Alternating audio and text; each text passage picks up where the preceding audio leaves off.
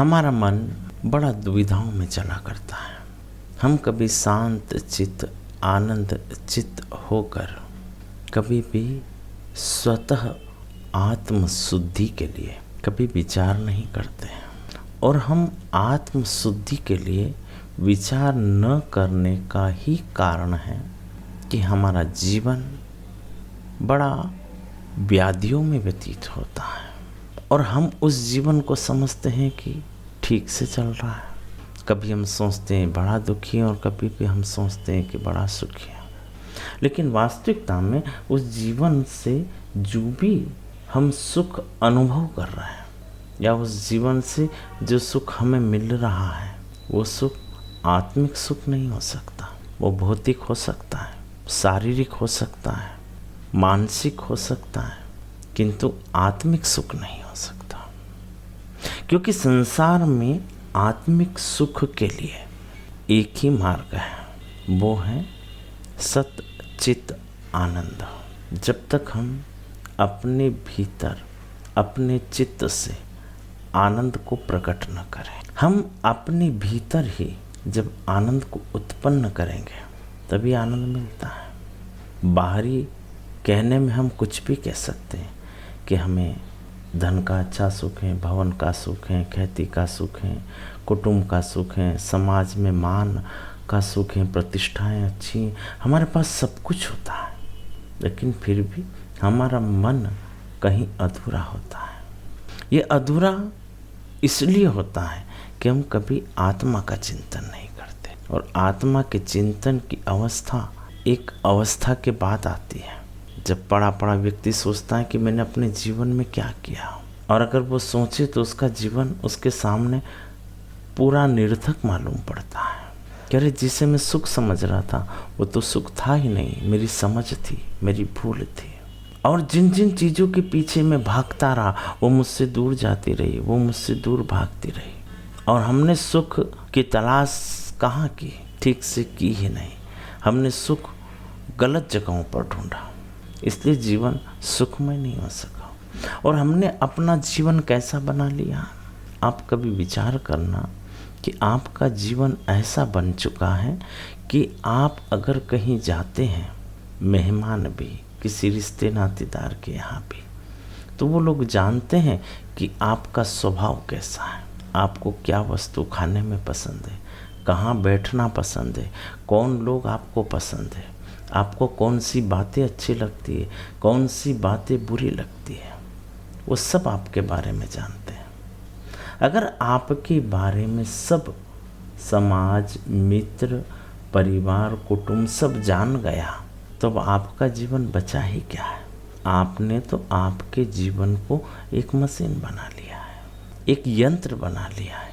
अब जब वो सब आपके बारे में जान गए, अब वो जब चाहेंगे आपको हंसा देंगे, और वो लोग जब चाहेंगे आपको रुला देंगे। अब आप तो रहे ही नहीं हैं। वो समझ गए कि आप किस चीज़ों से हंसते हो, कौन सी चीज़ें आपको पसंद आती है।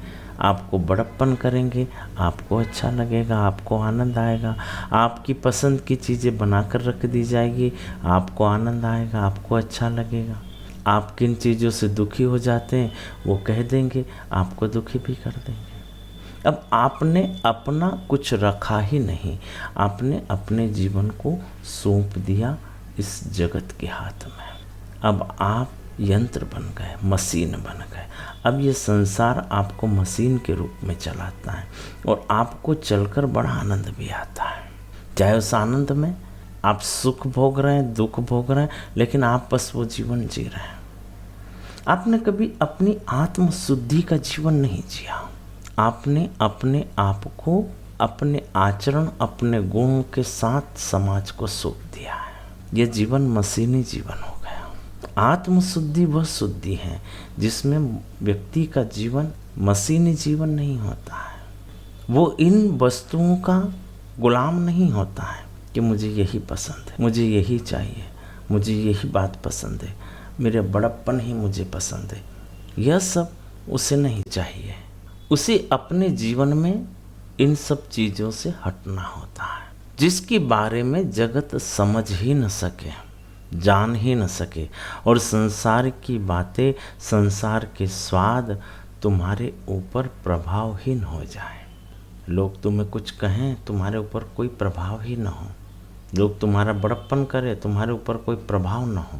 प्रभाव उन चीज़ों का होना चाहिए जो जीवन को कुछ देता हो। हमारे जीवन में प्रभाव उनका होता है जो जीवन में कुछ देते हैं, धन आदि देते हैं, उनका प्रभाव होता है। नहीं देते उनका नहीं होता है।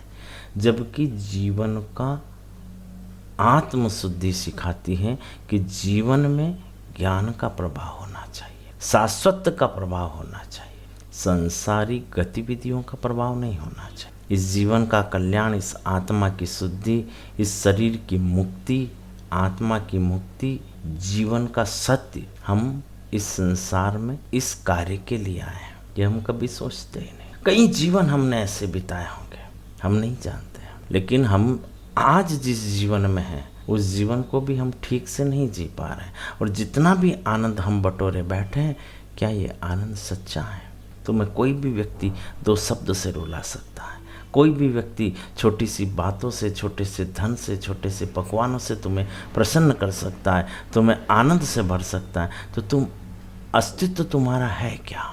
आत्मशुद्धि, अपने अंतर मन की जागृति से अपने अंतर भावों को देखो, अपने ध्यान से, अपने योग से, अपने प्राण सूत्र से अपने चैतन्य स्वरूप को देखो और स्वयं मानो मैं वो शक्ति हूँ, मैं वो जीवात्मा हूँ जो इस संसार में कई बार आई हूँ और अपने सतचित आनंद से इस जगत को मैं जीऊँ, इस संसार का आनंद लूँ। मेरे ऊपर जगत का कोई प्रभाव न गिरे। मैं अपने आत्मचित्त से ही आनंद की अनुभूति करूँगा। मैं अपने योग, मैं अपने ध्यान से ही परमपिता परमात्मा का अनुसरण करूँगा। उस सर्वशक्ति का समझने का पूरा सामर्थ्य बनूँगा। उसके लिए एक योग्य गुरु, हमें कुछ ज्ञान की आवश्यकता होती है। हमें उस भीतरी तत्व को जागृत करने की आवश्यकता होती है और वो आत्म की शुद्धि के लिए होती है।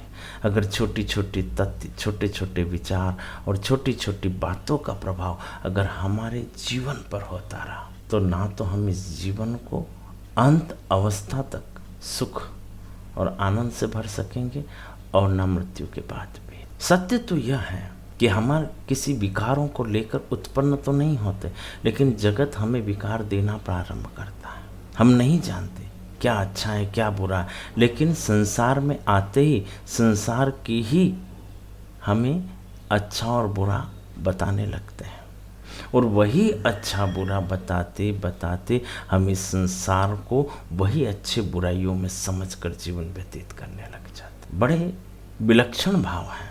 हम अपनी आत्मा के द्वार तक पहुँचते ही नहीं हैं। हम अपने मन, अपनी जीवान, अपने नेत्र, अपनी नासिका, हम इन बाहरी ग्रंथियों से ही इस पूरे जीवन को जी लेते हैं। हम कभी ध्यान में, हम कभी योग में, हम कभी आत्मशुद्धि, हम कभी आत्म ध्यान, हम कभी कुंडलिनी आदि की तथ्यों तक तो पहुंच ही नहीं पाते। बस हम आँखों से जो अच्छा लगा वहाँ बार बार चले गए, जो नासिका से अच्छा लगा वह हम सूंघने लग गए, जो जिह्वा को अच्छा लगा वो हम बनाने लग गए, जहाँ हमारा बड़प्पन, हमारा सम्मान हुआ वहाँ हम जाने लग गए और हमने वही जीवन बना। और हमने अपने भीतर कभी झांक कर नहीं देखा कि इसके भीतर क्या खजाना है। हम झूठे लेपों में ही रह गए, हम झूठे वार्तालापों में भी रह गए। हमें न जाने किन किन चीज़ों से कब कब खुशी मिली, शायद वो चीज़ें आज हमें पता ही नहीं है। और जब जब दुख मिला वो भी शायद आज हम नहीं जानते। लेकिन कल भी हमारा झूठा था, आज भी हमारा झूठा जीवन है। सत्य क्या है? सत्य भीतर ही जाकर देखा जा सकता है। जब तुम इस शरीर को, इस मन को, इन ज्ञानेंद्रियों को अपने भीतर केंद्रित करोगे और दूसरा कोई जान न सके, ऐसे भावों से इस जीवन को बनाओगे, यही आत्मा की शुद्धि है। जब आत्म की शुद्धि होती है तो जगत कुछ और लगता है और भीतर के भाव कुछ और लगते हैं। इसे गहराई से समझने के लिए हमें 4 या 5 दिन के लिए थोड़ा समय साधना शिविर में देना। ओम